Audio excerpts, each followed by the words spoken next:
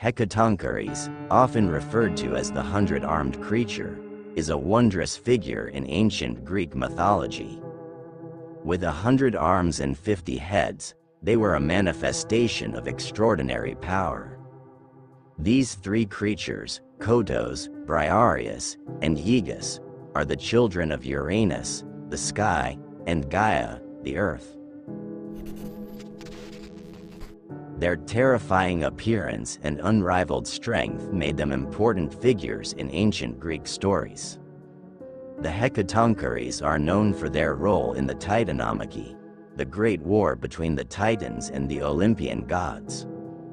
In that battle, they used their incredible physical strength and hundreds of arms to hurl huge boulders, creating chaos on the battlefield and giving the Olympian gods a decisive victory. However, their stories are not only about battles, but also about their origins. Names and whereabouts are interesting. Hesiod, in his Theogony, names three of them, Kottos, Briareus, and Gyges, as children of Uranus and Gaia.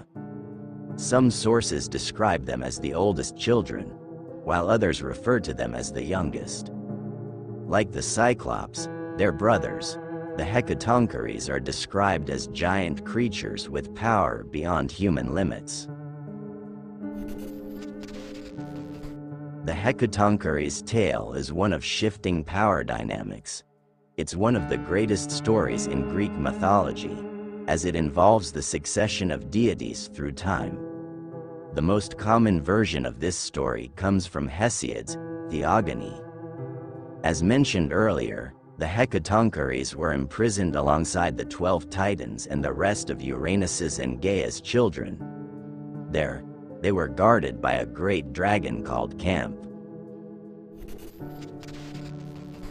Hesiod went into great detail describing the horror Uranus saw upon their birth. 100 arms springing from their shoulder made them unapproachable, and the mighty strength of their forms was immense. After Uranus locked all 18 of his children up, Gaia hatched a plan. She induced her final child, Cronus, to castrate Uranus. He was successful, and Uranus eventually receded into the background of Greek mythology. Cronus took over, releasing the 12 Titans from their imprisonment to rule the cosmos. However, Cronus did not release the Hecatonchires. He left them imprisoned along with their 3 Cyclops brothers. The Titans left them behind, forgetting about them as they continued to lead. Cronus eventually married his sister, Rhea. The two bore 6 children. In fear of getting overthrown, much like his father, Cronus swallowed the first 5. In secret, Rhea saved the 5th child. Rhea hid him away, allowing Gaia to raise him. That child was Zeus, the first of the Olympians. Once Zeus became old enough, he confronted Cronus, forcing him to disgorge the children he swallowed. This event triggered the Titanomachy, a 10-year war between the Titans and the Olympians. The Hecatonchires come back into the story during this destructive war. All this time, they were locked away in despair, feeling betrayed by their brother Cronus, who failed to release them from their imprisonment. Gaia foretold that Zeus would be victorious with assistance from the Hecatonchires and the Cyclopes. So, Zeus went to release the big-limbed giant, finally bringing them out of the depths of imprisonment and into the light. The leader of the Olympian gods worked to restore their strength, providing ambrosia and nectar. He then asked for their assistance, which the Hecatonchires eagerly obliged. The Hecatonchires took their positions, holding massive boulders in their 100 hands. As Zeus left Olympus, he unleashed a fury of thunderbolts on Mount Ophres and the Titans. The Hecatonchires then pelted the Titans with boulders. the Titans fell and were cast into Tartarus for eternity as punishment. What happened to the Hecatonchires after the Great War varies between retellings. Most say that the giants returned to Tartarus, living near the gates to watch the Titans and ensure that they never escape. Other accounts say that Kottos and Gyges retired to mansions upon the foundations of the oceans. Meanwhile, Briareus became the son-in-law of Poseidon due to his marriage to Cyclopes. Morris H. Larry in the Hecatonchires, The Giants with 100 Hands, as published on the History Cooperative page, reveals that of the three, Briareus has a wider footprint in mythology.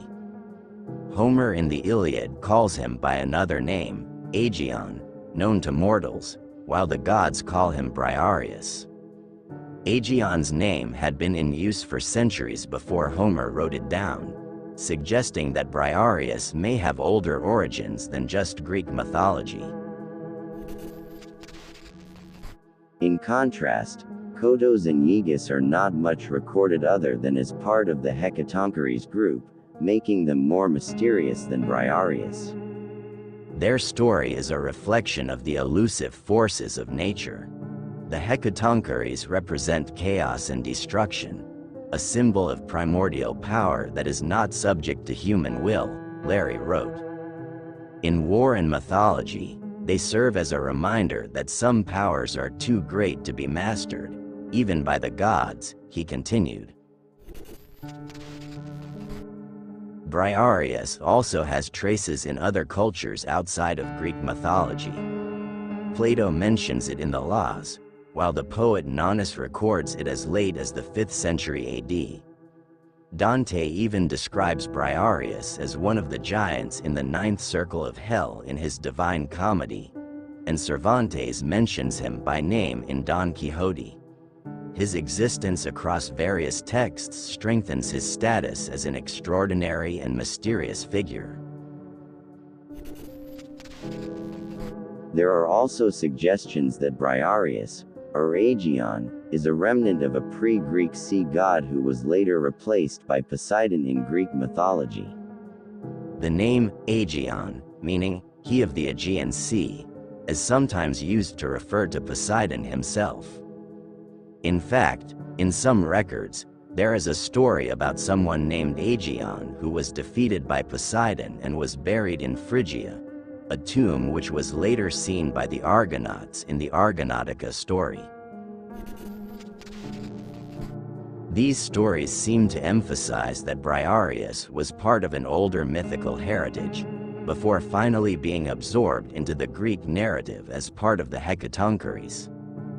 The story of Briareus and his brothers is a blend of mythology, symbolism of ancient powers, and layered historical confusion, said Larry. They are not only giant creatures with incredible abilities, but also a reflection of how myths change and evolve over time, taking with them the remnants of older stories and fusing them with newer legends. The Hecatonchires, the 100-armed creatures, occupy a unique position in Greek mythology. They are not gods in the usual sense. Unlike Themis, who symbolizes justice and order, or Iapetus, who symbolizes death, they do not have a specific domain that reflects their divine nature. However, traces of myth indicate that Briareus, one of the three Hecatonchires, had a close relationship with the sea, which may be rooted in old stories about sea gods before Poseidon, he explained. In fact, Aelian in the Varia Historia records that the Pillars of Hercules were originally called the Pillars of Briareus, before being changed to honor the hero. In addition, Hecatonchires is also associated with wild and destructive natural forces. Some sources describe them as the embodiment of storms, dark clouds, and devastating gales. They are even said to represent earthquakes and other natural disturbances. This connection suggests that Hecatonchires, or at least Briareus, may be connected to an ancient storm god figure, similar to Baal in other mythologies. However, the destiny of the Hecatonchires begins with suffering. Uranus, their father, felt threatened by the existence of his children. In fear that they would usurp his power, he imprisoned them immediately after birth, hiding them in the earth.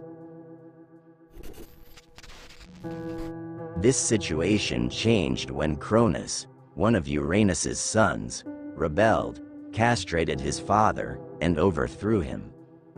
But that freedom was short-lived. Cronus himself imprisoned the Hecatonchires, ensuring they would not be a threat. When Zeus was born and matured, he continued this cycle of rebellion. He freed his brothers who were swallowed by Cronus and started a great war against the Titans, known as the Titanomachy. The war lasted for 10 years, with neither side winning. In the standoff, Gaia told Zeus that Hecatonchires' help could end the conflict.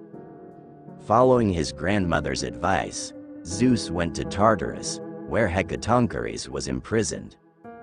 By giving them ambrosia and nectar, he won their support. Hecatonchires then became an irreplaceable ally in the war. With the strength of their 100 arms, they threw giant rocks towards the Titans, creating unparalleled destruction. Thanks to their help, Zeus and the Olympian gods finally defeated the Titans. However, the story doesn't end there. After the victory, the defeated Titans were imprisoned in Tartarus, the same prison where Hecatonchires had been held. Now, it's their turn to be wardens, keeping the Titans locked up forever. Hesiod records that only Kottos and Gyges remained in Tartarus as guards, while Briareus lived above with his wife, enjoying a more peaceful life. In this way, the Hecatonchires became a symbol of the transition of power, from chaos to a new order under the rule of the Olympian gods. There are several alternative versions of the Hecatonchires story found in various records. In particular, the poet Virgil, in his Aeneid, relates that the Hecatonchires fought on the side of the Titans, not on the side of the Olympians. Likewise, the lost epic Titanomachy tells of Briareus fighting against the Olympian gods, and, perhaps, his brothers. And Ovid will also tell the story of Briareus, who tried to conquer the Olympian gods through sacrifice, but was thwarted when birds under the command of Zeus stole the entrails of the sacrificial bull, so Briareus could not complete the ritual. Apollodorus, in his Bibliotheca, added details about the liberation of the Hecatonchires not found in previous accounts. When Zeus descends into Tartarus to free the 100 Hands, he must kill their warden, Camp, a strange female monster who looks very much like an echidna, before winning their hearts with nectar and ambrosia.